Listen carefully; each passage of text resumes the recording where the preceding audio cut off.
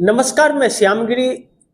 आज बहुत अहम मुद्दा, क्योंकि सर्वदलीय बैठक टीएमयू में हो रही और सर्वदलीय बैठक में सभी दलों के नेता पहुंचे। राहुल गांधी पहुंचे, मल्लिकार्जुन खड़गे पहुंचे और भी अन्य दल, सभी दल, क्योंकि पाकिस्तान के आतंकवादी हमलों पर हमारे देश की सेना ने जो ऑपरेशन सिंदूर चलाया, पाकिस्तान बौखला सा गया है। और जिन आतंकवादियों के परिवार मरे हैं ऑपरेशन सिंदूर में, उसमें उनके अंतिम दाह संस्कार में जिस तरह हाफिज के साथ पूरी पाकिस्तान की सेना दिखी, यह हमारे लिए चुनौती है कि पाकिस्तानी सेना ही आईएसआई है या आईएसआई ही पाकिस्तानी सेना है। यह एक बहुत बड़ा सवाल खड़ा हो गया है। और पाकिस्तान हरकतें करता है, फर्जी वीडियो रिलीज करता है, ये हमला हुआ, वो हमला हुआ। आज की सर्वदलीय बैठक आगे की रणनीति तय करेगी, लेकिन उसके पहले नीतीश कुमार बड़ी मुश्किल में पड़ गए हैं बिहार के अंदर। बिहार के अंदर जेडीयू एक ऐसी परिस्थिति में आ गई है कि जेडीयू के लिए अब अस्तित्व की लड़ाई हो गई है। एक तरफ वार की परिस्थिति है, कई एयरपोर्ट बंद कर दिए गए हैं, कई 200 से अधिक विमानें रद्द कर दी गई हैं, नहीं चल रहा है। एक बड़े युद्ध की आहट सुनाई दे रही है। लेकिन दूसरी तरफ नीतीश कुमार अपनी पार्टी को लेकर के बड़ी चिंतित है, अपने सीएम की कुर्सी को लेकर के चिंतित है कि आने वाला 5 साल उनको सीएम की कुर्सी मिल जाए। इसको लेकर के लगातार वह विचलित नजर आ रहे हैं, अलग अलग तरीके इस्तेमाल करते हुए भी नजर आ रहे हैं। लेकिन जो सर्वे बिहार के अंदर आया, वह सर्वे नीतीश कुमार की नींद को उड़ा दिया कि नीतीश कुमार जिस एनडीए में है, वह एनडीए 80 सीटों के आसपास निपट जाएगा। यह नीतीश कुमार का 20 साल जो हो गया बिहार के अंदर, नीतीश कुमार ने लोगों के उम्मीदों को तोड़ा है। मैं यह बिल्कुल नहीं कहूंगा कि नीतीश कुमार ने कोई ऐसा काम नहीं किया है, काम तो किया है, क्योंकि लालू प्रसाद यादव के समय जो वक्त था और अब जो वक्त है बिहार का, वह अलग है। लेकिन वक्त भी मिला 20 साल।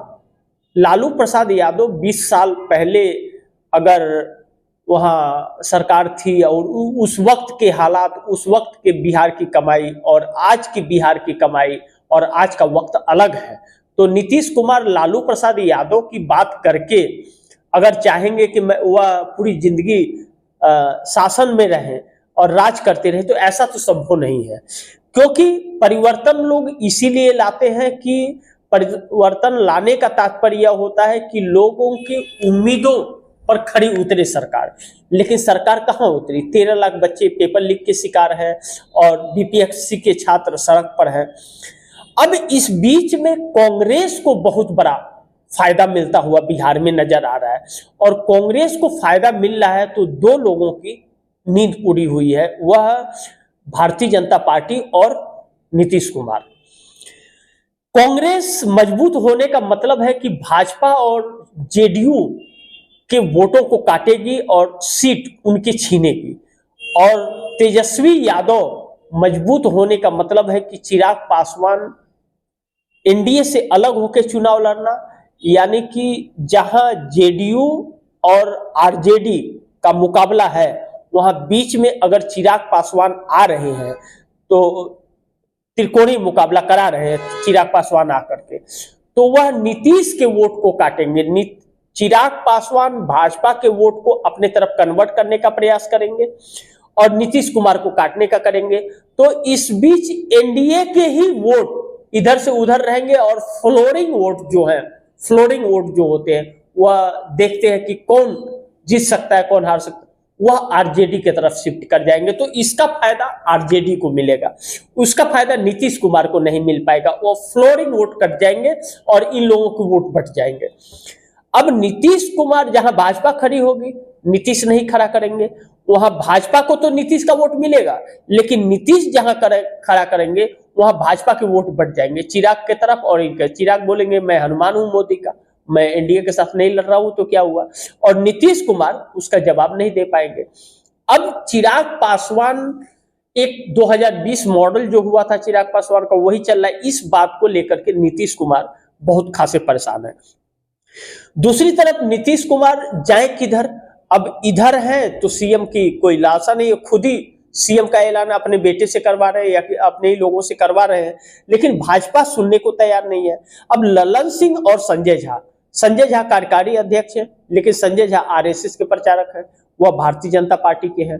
भले हैं जेडीयू में, लेकिन काम हमेशा वह अभी तक भारतीय जनता पार्टी के लिए किए हैं।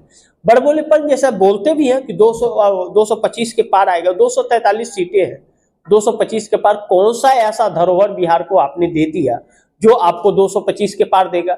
हाँ, ऐसा हो सकता है कि मशीन ही सारी लूट लो, 225 के पार क्या 243 पूरी सीटें आ जाएंगी। तो यह चीजें इंडिया गठबंधन के अंदर चल रही है, लेकिन अब परिस्थितियां एक अलग हो गई है जो नीतीश कुमार के लिए बड़ी मुश्किलें पैदा कर रही है। अब वह परिस्थिति नहीं रह गई कि 225 और 200 की बात कर ले यह लोग, क्योंकि चुनाव आयोग का सारा पोल पट्टी खुल गया, और चुनाव आयोग की पोल पट्टी खुली तो मशीन का भी खुल गया कि मशीन भी हैक हो सकता है, और वोटों में हेरा फेरी, काउंटिंग में हेरा फेरी, मशीन में हेरा फेरी, यह सारे पोल पट्टी चुनाव आयोग के खुल गए हैं। तो अब चुनाव आयोग उतना साथ दे पाएगा यह संभव नहीं है, और जनता इसको लेकर के काफी सतर्क हो गई, पहली चीज।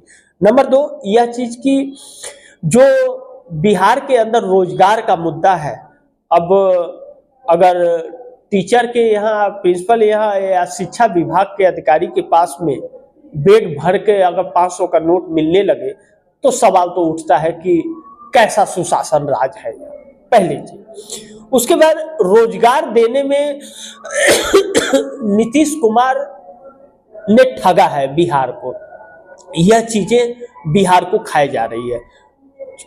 उधर 17 महीने महागठबंधन की सरकार नीतीश कुमार के नेतृत्व में रही, लेकिन तेजस्वी यादव ने 5 लाख सरकारी नौकरियां दी, उनका कद बढ़ा है बिहार के अंदर और एक उम्मीद की किरण नजर आ रही है। लेकिन कांग्रेस का एक बहुत बड़ा रोल बिहार में इस 2025 चुनाव में होने जा रहा है, ऐसा प्रतीक हो रहा है, जैसा दिख रहा है बिहार के अंदर। यह इससे पता चलता है कि कांग्रेस उभार की तरफ है, और जिसका राहुल गांधी को तो श्रेय जाता ही है। राहुल गांधी बराबर दलित की, अति पिछड़े की, संविधान का या जाति जनगणना की लड़ाई लड़ रहे हैं और निस्वार्थ होकर के लड़ रहे हैं। एक जननायक के रूप में राहुल गांधी अवतरित हुए हैं। अब इस देश को राहुल गांधी से उम्मीद है, तो राहुल गांधी जब बिहार जा रहे हैं जितना बार राहुल गांधी जा रहे हैं उतना ही मजबूत कांग्रेस हो रही है। कांग्रेस की मजबूती आरजेडी को भी डरा रही है, भाजपा को भी डरा रही है और जेडीयू को भी डरा रही है। चूंकि आरजेडी महागठबंधन का हिस्सा है और कांग्रेस भी महागठबंधन का हिस्सा है, और महागठबंधन को लीड बिहार में आरजेडी कर रही है, यानी कि तेजस्वी यादव कर रहे हैं। तेजस्वी यादव सीएम के चेहरा घोषित तो हुए हैं, आपस में बैठक में या चर्चा में यह तो माना गया है कि तेजस्वी यादव को सीएम बनाया जाएगा। लेकिन परिस्थितियां जो चुनाव को लेकर के अगर देखा जाए तो पप्पू यादव और कन्हैया कुमार की जोड़ी बिहार में कारगर साबित हो रही है, कांग्रेस को एक नए उभार की तरफ लेकर के जा रही है, और जनता का रुझान भी कांग्रेस की तरफ अग्रसित हो रहा है। और जब कांग्रेस की तरफ जनता का रुझान अग्रसित हो रहा है तो इससे नीतीश कुमार और भारतीय जनता पार्टी के खेमे में बेचैनी है। पहली चीज कि अगर भारतीय जनता पार्टी नीतीश कुमार को सीएम घोषित नहीं करती है तो भी नुकसान है एनडीए गठबंधन को, और कर देगी तो उतना फायदा होगा इस बात की भी गारंटी नहीं है। दूसरी चीज, जाति जनगणना जो भारतीय जनता पार्टी ने ऐलान किया कि हम जाति जनगणना कराएंगे, भारतीय जनता पार्टी के ऐलान के बाद भी बिहार की ही जनता नहीं पूरे देश की जनता को भाजपा पर भरोसा नहीं है कि वह जाति जनगणना करके सही आंकड़े पेश करेगी। सोचिए कि सरकार के ऊपर से कैसे विश्वास लोगों का खत्म हुआ कि विश्वास ही नहीं है उसके बात पर। चूंकि उदाहरण कई हैं, जिस तरह महिला आरक्षण बिल को भारतीय जनता पार्टी ने लाया और पास हुआ सदन में, पूरा विपक्ष महिला आरक्षण का साथ दिया, समर्थन किया, लेकिन महिला आरक्षण को लागू नहीं किया गया। कब लागू होगा इसकी कोई गारंटी नहीं है। अब जाति जनगणना कह के यह राहुल गांधी इसे नेशनल इंटरनेशनल मुद्दा बना दिए थे। हर जगह राहुल गांधी चर्चा कर रहे थे जाति जनगणना का, कि जिसकी जितनी संख्या उसकी उतनी हिस्सेदारी। और अचानक भारतीय जनता पार्टी, जिसका एजेंडा ही कभी नहीं रहा है, वह जाति जनगणना की बात कर देती है। यह बात आम जनता को हजम नहीं हुई। दूसरी तरफ यह नुकसान हो रहा है। दूसरी तरफ जब वक्फ कानून को लेकर के मुस्लिम समुदाय सड़क पर था और मुस्लिम समुदाय सवाल पूछ रहा था और नीतीश कुमार चंद्रबाबू नायडू से समर्थन वापसी की मांग कर रहा था, तो उस वक्त जेपीसी में चला गया, जबकि पार्लियामेंट में जेडीयू ने समर्थन किया था, चंद्रबाबू नायडू ने नहीं किया था। लेकिन जेपीसी में जेडीयू और टीडीपी यानी कि नीतीश और चंद्रबाबू नायडू दोनों ने समर्थन कर दिया जेपीसी के अंदर। अंदर क्या बात हुई या सौदेबाजी हुई यह मुझे नहीं पता, यह वक्त बताएगा। और चंद्रबाबू नायडू बगैर सौदेबाजी किए हुए कोई समर्थन दे दे, ऐसा संभव उनके विचारों से तो नहीं लगता। दूसरी तरफ वक्फ कानून फिर जेपीसी में पास हो गया सदन में। अब नीतीश कुमार और चंद्रबाबू नायडू दोनों ने यह कहा कि हम इस बिल का समर्थन नहीं करेंगे। ईद का दिन था, वह मुसलमान भूलेंगे नहीं, और उन लोगों को जा करके यह कहा कि हम समर्थन नहीं करेंगे। और 24 घंटे के अंदर पाला बदल दिया, यानी कि बेवफा सनम निकला। अब समर्थन कर देने के बाद मुस्लिम संगठन एकजुट हो गए, सड़कों पर उतरने लगे और यह कहने लगे कि अब सबक सिखाएंगे। 2025 में नीतीश कुमार को सबक सिखाएंगे और उसके बाद नायडू का नंबर होगा। नीतीश कुमार को तो इसका प्रभाव पड़ता हुआ एकदम साफ दिख रहा है और नीतीश कुमार लगातार टूटते हुए नजर आ रहे हैं। अल्पसंख्यक जितने उनकी पार्टी के अंदर थे वह साथ छोड़ दिए बहुत भारी मात्रा में। इक्का दुक्का अगर बचे भी हैं तो वह साथ देने वाले नहीं है। दूसरी तरफ पार्टी जब वह नेता जिले स्तर का मंडल स्तर का छोड़ने लगे तो बड़े नेता कहने लगे उन्हें कौन जानता है। लेकिन बस इतना ही कहे कि कौन जानता है, यह नहीं कहे कि वह हमारी पार्टी के नहीं है, लेकिन यह कहे कि कौन जानता है, जबकि वही वोट दिलाते हैं। बड़े नेताओं को लोग जानते हैं लेकिन वोट नहीं पाते हैं, वह बगैर छोटे नेताओं का। तो उन्हें यह भी समझना चाहिए। लेकिन यह कहा, लेकिन अब बड़े नेता छोड़ने लगे। अब बड़े नेता पार्टी छोड़ करके और वह आरजेडी में जाने लगे, कांग्रेस में जाने लगे। जो पूर्व विधायक या पूर्व सांसद रहे हैं तब तो अब तो जेडीयू नहीं कह सकती को कौन जानता। अब नीतीश कुमार ललन सिंह पर और संजय झा जो कार्यकारी अध्यक्ष है जेडीयू का, उन पर हावी हो गए कि अब भाजपा से कहिए आप कि वह हमें सीएम घोषित करे और हम 130 से कम सीटों पर चुनाव नहीं लड़ेंगे। अब गठबंधन एनडीए का फंस गया है और देखना दिलचस्प होगा आगे क्या होता है। लेकिन नीतीश कुमार वक्फ कानून, नीतीश कुमार जाति जनगणना और पहलगाम में जो हमला हुआ था जिस पर नीतीश कुमार ने कुछ नहीं बोला था, हालांकि हमारे देश की सेना ने ऑपरेशन सिंदूर चला करके उसका हिसाब बराबर किया। इन सभी मुद्दों पर नीतीश कुमार घिर गए, सीएम की कुर्सी भी दांव पर लग गई और नीतीश कुमार की पार्टी भी दांव पर लग गई है।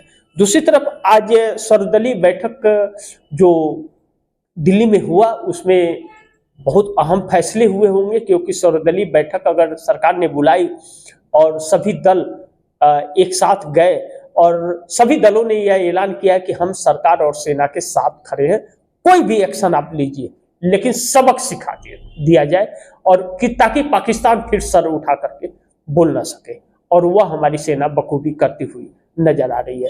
देखना दिलचस्प होगा क्या होगा आगे, यह देखने की बात होगी। लेकिन इसी के साथ मैं आप दर्शकों से इजाजत चाहूंगा, लेकिन यह गुजारिश करूंगा कि इस खबर को एक एक व्यक्ति तक पहुंचाइए, इसे खूब शेयर कीजिए और चैनल को आप सब्सक्राइब कीजिए, अपने दोस्तों से सब्सक्राइब कराइए, अपने रिश्तेदारों से सब्सक्राइब कराइए, क्योंकि खबरें आप तक ईमानदारी से पहुंचनी चाहिए। इसके लिए ज्यादा से ज्यादा सब्सक्राइब कीजिए। आपके सुझाव क्या है, राय क्या है, कमेंट बॉक्स में जरूर दीजिएगा। चैनल को सब्सक्राइब नहीं किया सब्सक्राइब कर लीजिएगा, अपने दोस्तों को भी कहिएगा चैनल को सब्सक्राइब करें। मिलते हैं फिर अगली खबर के साथ, तब तक के लिए नमस्कार।